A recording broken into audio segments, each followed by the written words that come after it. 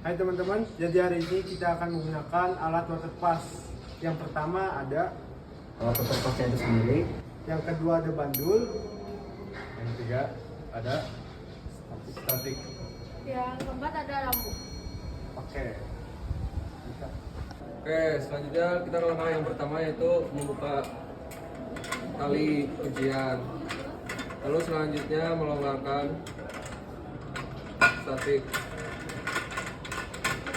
Setelah itu kita angkat, sesuaikan dengan tubuh kita masing-masing.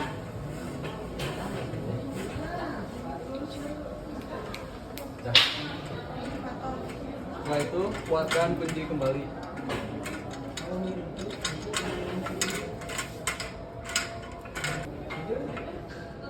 Setelah kunci kuat, kita lalu buka.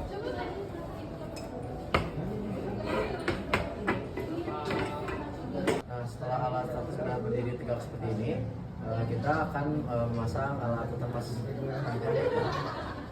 Oke. Langkah pertama kita taruh si alat water pass di atas statif tersebut. Nah, setelah itu kita lakukan penguncian pada bagian bawah. Boleh maju pada bagian bawah. Nah, jika sudah dirasa pas, langsung aja dikunci, putar ke kanan dan sampai kencang. Jika dirasa sudah kencang, berarti alat statif sudah bisa dilakukan. Untuk menentukan center, kita menggunakan bandul. Pertama, pasangkan bandul di kaitan untuk menentukan senternya. Lalu seimbangkan bandul terhadap center dari patoknya.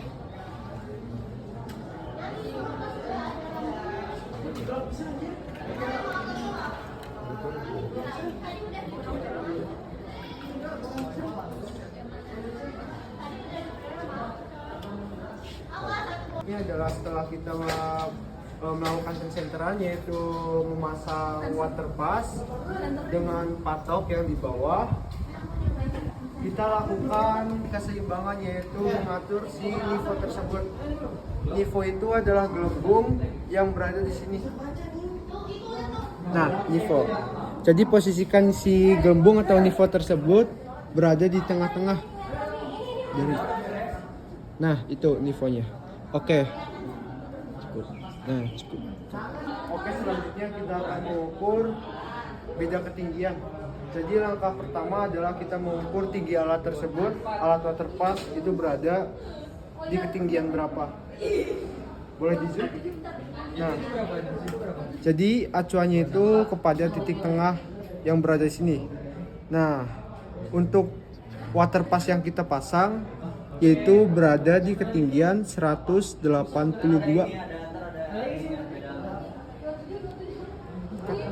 Di sini ada beberapa fungsi yang harus diketahui dulu. Yang pertama ini untuk memfokuskan objek. Terus yang di belakang ini untuk memfokuskan diafragma. Terus ini untuk gerak halusnya. Terus ini untuk gerak kasar. Dan ini visir untuk membidik secara kasar. Lalu setelah itu kita akan melakukan pengukuran jarak dari alat ke rambu. Lalu juga untuk menentukan batas atas sama batas bawah. Nah, lalu kita akan meluruskan alat dengan rambu. Seperti itu. Nah, sudah lurus. Nah, setelah lurus alat ke rambu, lalu kita akan membidik dan mengatur lensanya. Akan ditemukan angka sesuai berikut. Setelah selesai, kita akan melakukan pelepasan pada setiap komponen yang sudah kita lakukan pada alat water pass ini. Yang pertama, kita lepas dulu bandulnya.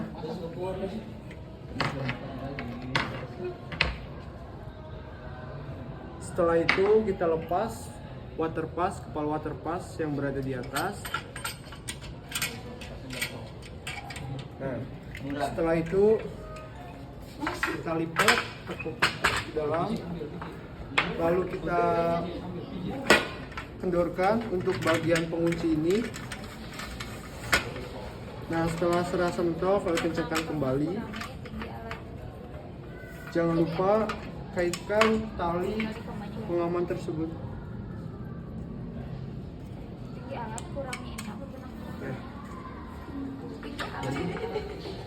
Oke, selanjutnya kita bawa. Setelah kita lakukan untuk menghitung jarak, kita yang pertama itu menentukan benang atas. Setelah itu kita menentukan benang bawah. Nah, setelah yang kita dapatkan yaitu untuk benang atas 1,241 meter. Untuk benang bawah kita dapatkan 1,205 meter.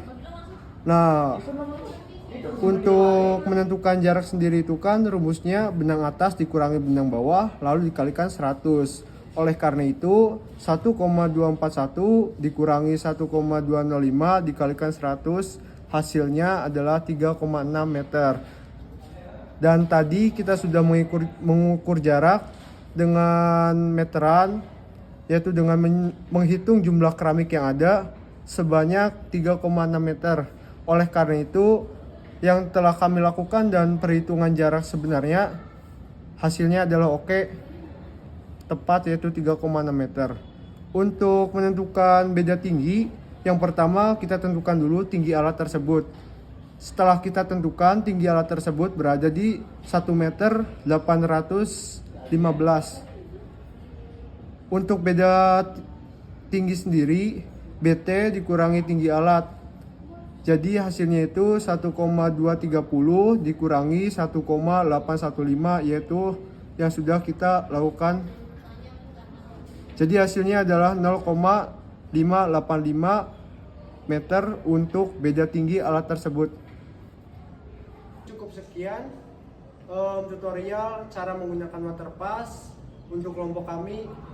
Kurang lebihnya mohon maaf. Wabillahi taufiq wal hidayah. Wassalamualaikum warahmatullahi wabarakatuh. See you next time.